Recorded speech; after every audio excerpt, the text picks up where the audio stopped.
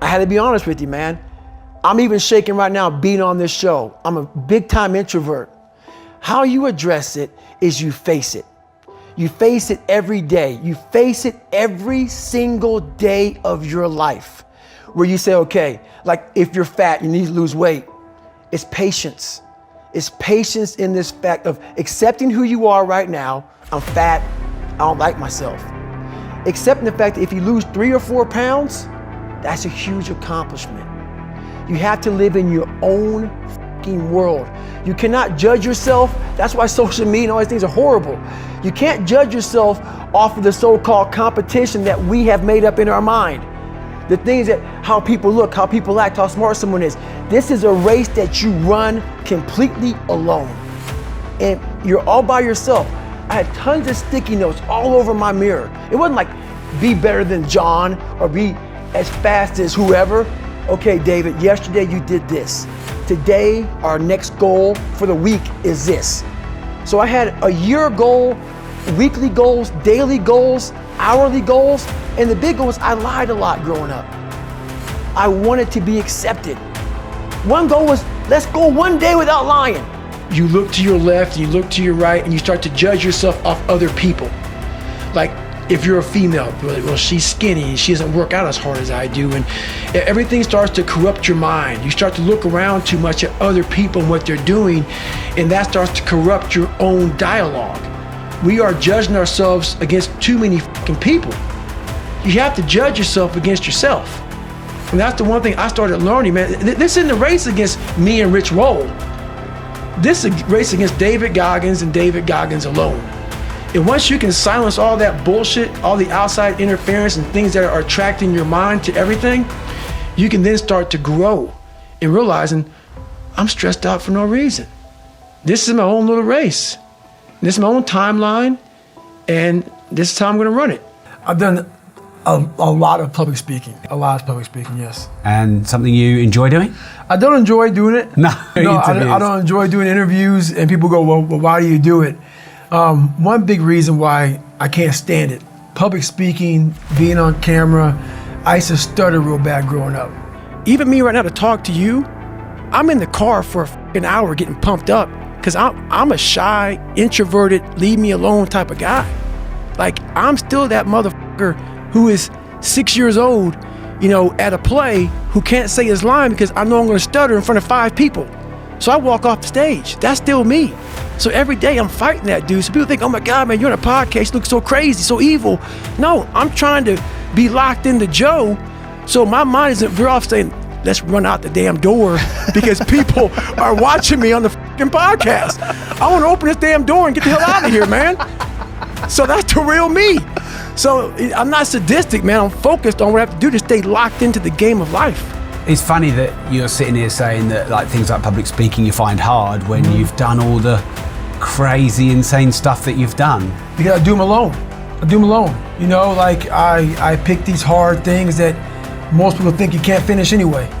You go out there, you grind, you're alone, you're in your own head. I work best alone. So those are easier. You know, I figured out a way to kind of challenge your mind, channel it and challenge it at the same time. And I figured out a way to kind of just have an indestructible toolbox in your mind. So those are easier. And how are you finding now? You're very public, right? You'd say famous.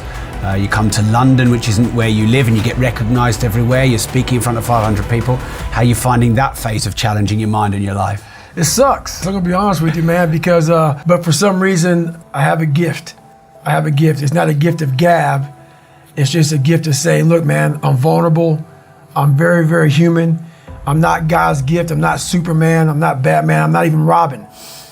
But I did figure out some things along my journey. So if I kept myself introverted and closed in, no one would ever, you know, realize, man, that big, hard, tough guy over there, man, you know, he's just some superhuman, and they put a title on me. This way, I have to break myself down, let people know that anyone can be who they want to be.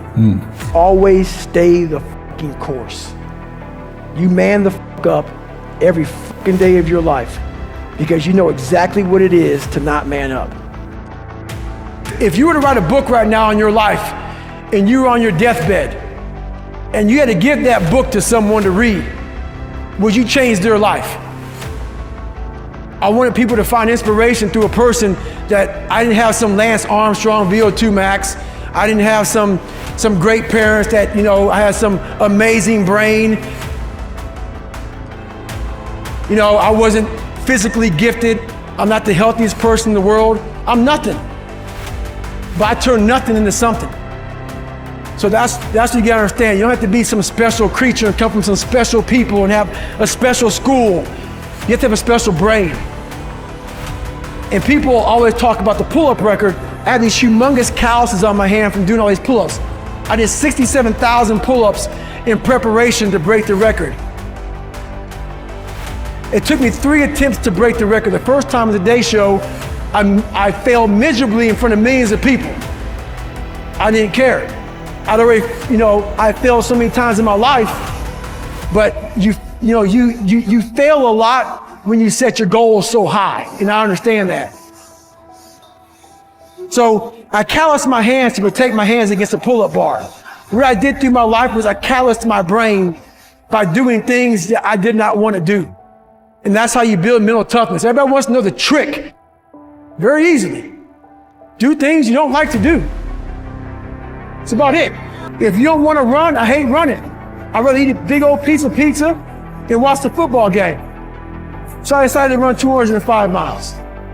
And how I became mentally tough was having that same mindset every day of my life by doing something that sucks every day and pushing myself to that limit. I did realize one thing. The things I don't enjoy that I still do, that's where growth is at. And that's, for me, the only place growth is at, is in that very uncomfortable zone. So I have to visit it every single day. But you have to be David Goggins and say, man, I'm afraid of this, I'm up here, life made me this way here, I stutter, I have these issues with reading and writing, and I'm fat and I'm insecure. You have to face that in that dark room. In that dark room is who you are. But in that dark room is where you have to create another human being that walks out of that dark room to face who you are. That's the only way you're gonna get over all those things. You have to create someone else, but you have to find strength. And that visualization of almost me cracking out Goggins, like almost like that Superman cape, like I'm coming out a different person, a person that doesn't give a f about anything, who doesn't care about being judged, who knows I'm weak, who knows I'm afraid, who says, whatever you think about me, take it, whatever, I'm here. That's Goggins.